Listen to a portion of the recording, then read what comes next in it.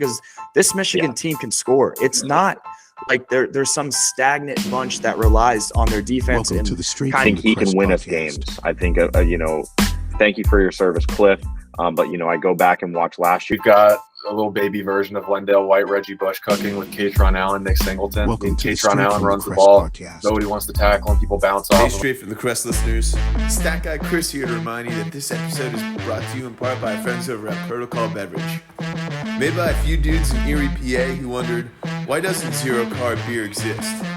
Protocol's new light shift gives you the ultimate beer experience with 0 carbs, a mere 80 calories, and they're shifting to what light beer should be. Savor the crisp, refreshing taste without compromising on flavor. Thanks, Protocol. Welcome back to the Straight from the Crest podcast. I'm your host, Michael David Kresovich. Season 4, Episode 8 today. As it's just me, one-man rocket ship. Garrett was unable to attend due to an anniversary obligation. Statman Chris is in Atlanta. He's unable to make it, so I will be delivering this show, solo shot. I will be discussing Penn State's massive win that a lot of people overlooked over Wisconsin and previewing just a monster game 2 days away now as Ohio State comes into town. First and foremost, I'd like to say this episode is presented by Protocol Beverage. Their new drink, Lightning Strike, I will link it in the bio below. It's out on all social media. Go to their website, protocolbeverage.com, type in your zip code, and find the closest distribution center. So Penn State, I want to start here with, they pick up a 15-point win on the road at Wisconsin, 28-13. We saw two quarterbacks. Drew goes down, get injured. Bo Prabilla comes in the game. Both quarterbacks combined 25 for 31, 2 touchdowns, 246 yards. The Nittany Lions battled. They really faced some adversity as their star player goes down. Prabilia's inserted in there. Really, we didn't know what to expect. His game action's been very limited, and especially such a high-pressure situation. He balled out. Talk about the backfield. Katron and Nick Singleton, they split carries. They both had about 12 and 11, but Katron Allen ran for 86 yards and a touchdown at the end to solidify that win.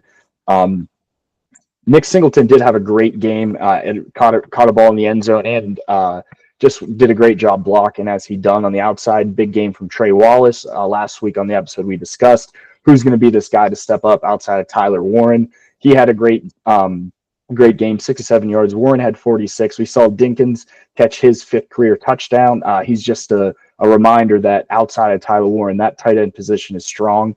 A few players I wanted to shout out, of course, Jalen Reed comes away with that massive and one of the biggest interceptions in the last few years that I can remember. It was a game-changing play backed up into their own end zone. Just a massive play from Reed. Outside of Reed on the defensive side of the ball, I really like the play of Alonzo Ford, Dom DeLuca, Zion Tracy, and Smith Bilbert. I think the way everyone is tackling, specifically Dom DeLuca in open space, is really setting the difference as they welcome in a very, very talented team this week with the Buckeyes, and I'll get into that a little later. But I just want to talk about this Wisconsin game from the offensive position, just to be able to face that adversity where we saw a few years ago when Taquan Robertson came in the game for an injured Sean Clifford. Penn State crippled. There was nothing they could do, but just a refreshing reminder of how deep this roster is. And I'll get into this more when we break down when I break down the Ohio State game of how good of a fit Bo Prabilla is in Andy Kotelnicki's scheme. When he went down, Penn State was not only trailing, they had no momentum. It was panic time, and Bo really stepped up and delivered there. We talked about it. Garrett and I discussed on last week's show the likes of Pauling and Vinny Anthony, their Badgers receivers. They played well. They each had 65 yards. Penn State ran for almost 100 more yards, dominated possession time, was aggressive throwing the ball. They averaged almost 8 yards per pass, was 8 per 14 on third down, which is a massive improvement and a recipe to win. It's the now 10 straight games Penn State has scored at least 20 points, dating back to Rutgers last year. Also, Drew Allar, it was his 41st career touchdown before he left the game with injury. He moves into a tie for 6th all-time with Todd Blackledge and Zach Mills, some notable names there. But I just thought, in general, that was a big win. I think over the years when we see Penn State get down in these must-win games, they don't perform. That was a game that Penn State traditionally lost. But they found a way to band together and come up with some very big stops and keep their playoff chances alive. And now, kind of the biggest game in a few years that I can remember for Penn State. And I know that they have some flexibility here, even with a loss. Big noon Saturday kick, College game day, Josh Pate, everyone is going to be in State College for this one. Just a massive game. Penn State welcomes in a 6-1 Ohio State team. The Buckeyes are fourth in the Big Ten right now. They have 5 blowout wins and a 4-point win last week over Nebraska. Lone loss of the season, of course, was the 1-point game in Eugene when they fell to Oregon a few weeks back. Last week, I don't know if you guys got a chance to watch the Nebraska-Ohio State game early in the day before Penn State, but Nebraska had the Buckeyes number. Ohio State was 1 for 10 on third down, and they couldn't run the ball. They ran for 64 yards on 31 carries, and if Nebraska had a well-established offense, it would not have been a game. They could not take advantage of these stops Nebraska's defense was doing, and Will Howard ended up with 3 touchdowns and just catapulted them to a win. But I guess I'll just start with this. I'll do a flyover here of Ohio State and the power that they bring to Beaver Stadium Saturday. I mentioned him already. Will Howard, transfer from Kansas State, helped Kansas State win a Big Ten title back in 2022. He threw for over 2,600 yards of offensive power on this team. I mentioned Will Howard already, transfer from Kansas State, helped them win a Big 12 title back in 2022. But they have one of the most loaded backfields in college football. Starts with Travion Henderson. That man could be in the NFL right now helping a squad win a Super Bowl, but instead he comes back. They welcome in transfer Quinshon Judkins, just a speedster, a spectacular athlete. On their wideouts, they did lose their top 2 threats. Of course, the biggest being Marvin Harrison Jr. and the second, Cade Stover, but the unit's loaded. Jeremiah Smith, Emeka Egbuka, they're going to be the guys there. On the defensive side of the ball, the Buckeyes returned 9 starters. They had 4 guys who could have played at that next level decide to come back and try to run it back here. As of course, they've had some crushing defeats in the playoffs and to Michigan. Ryan Day is their head coach. As you guys know, he's made it 2 playoffs in his first 2 years and 3 and 5 there. He brings in Chip Kelly for his offense. Day worked under Chip Kelly in the NFL a few years back. And on the defensive side, it is defensive coordinator Jim Knowles. I think the biggest headline going into this game, one of them is how thin Ohio State is at left tackle. Right tackle. I'm sorry. They're playing 3rd string right tackle as Josh Simmons is out and Mikowski's probably not playing either. We're on their offensive side of the ball. They're playing their 3rd string right tackle. Josh Simmons, who started the year, is out. Mikowski, the backup's out. They just got depleted during the Oregon game. Wouldn't be surprised if Tom Allen schemed up some things where he could have a one-on-one with Abdul Carter. That's something to look out for. Series history here, the Buckeyes have won 11 of the last 12, including 7 straight games.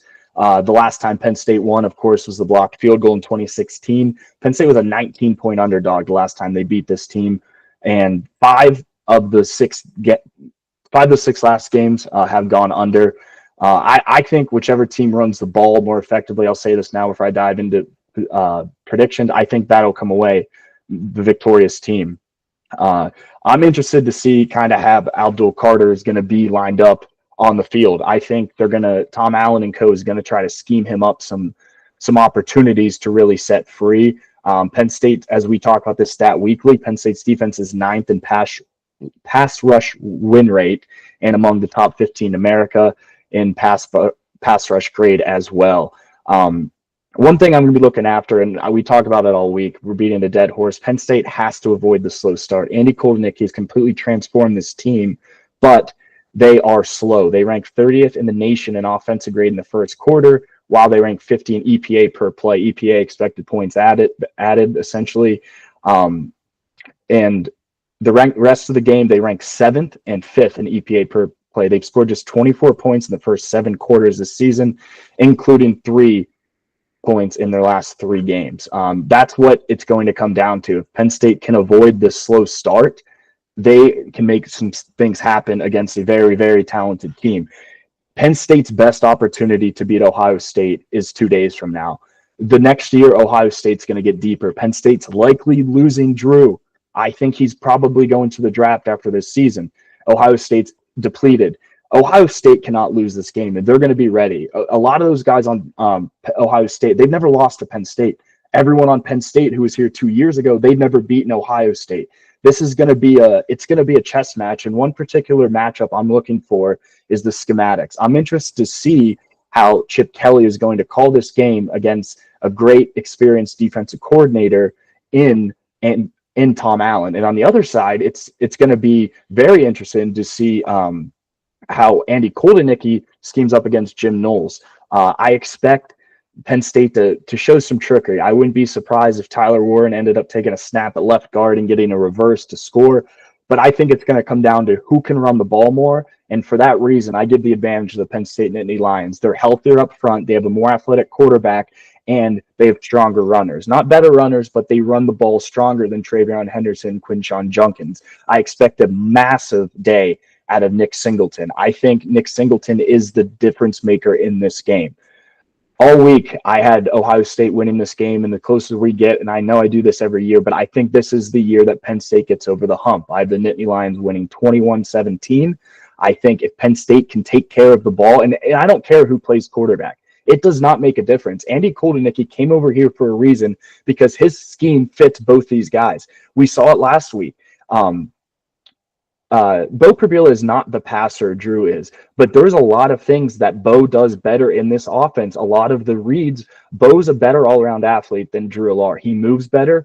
He takes hits because what a lot of this zone read looks like against good teams like Ohio State, you're going to see Bo's going to get beat up. I wouldn't be surprised even if Drew is 125% ready. Bo Prabila is going to get a majority of snaps.